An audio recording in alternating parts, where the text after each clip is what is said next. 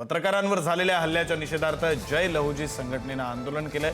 नाशकातील पत्रकारांवरील हल्ल्याचा निषेध करण्यात आलाय। मारहाणीमध्ये पुढारी न्यूजचे प्रतिनिधी किरण ताजने हे गंभीर जखमी झाले।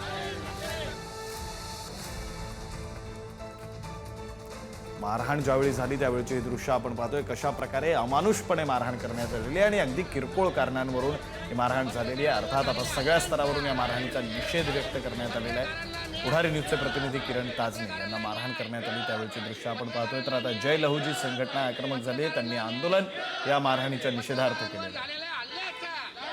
अधिक माहिती घेऊया। जयेश साबळे आमचे प्रतिनिधी आपल्या सोबत आहेत।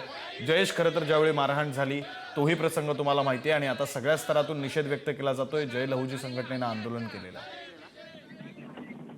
खरं तर अत्यंत गंभीर अशी ही घटना आहे। या घटनेचा आता नाशिक जिल्ह्यात देखील पडसाद उमटताना दिसून येत आहे। आज नाशिकच्या अण्णाभाऊ साठे पुतळ्यासमोर सकल मातंग समाजाच्या वतीने नाशिक जिल्ह्याच्या वतीने हे निषेध आंदोलन करण्यात आले। यावेळी जोरदार घोषणाबाजी करत पत्रकारांना न्याय मिळाला पाहिजे, तर कडक शासन हे दोषींवर झालं पाहिजे अशी मागणी देखील यावेळी करण्यात आली।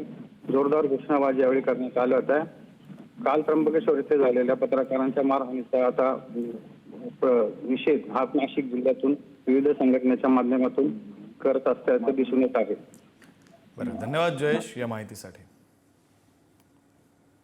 पत्रकारांवर जो हल्ला झाला त्याचा निषेध करत आहोत। खऱ्या अर्थानं लोकशाहीचा चौथा आधारस्तंभ हा पत्रकार मित्र आहे आणि शासनाच्या मध्ये आणि जनतेच्या मध्ये असलेला दुवा प्रामाणिकपणे लेखनाने न्याय मिळवून देण्याची भूमिका जे पत्रकार करत आहेत त्या पत्रकारांवर हल्ले होणे ही फार गंभीर बाब असून खऱ्या अर्थानं त्यांना पोलिसांनी संरक्षणही दिलं पाहिजे।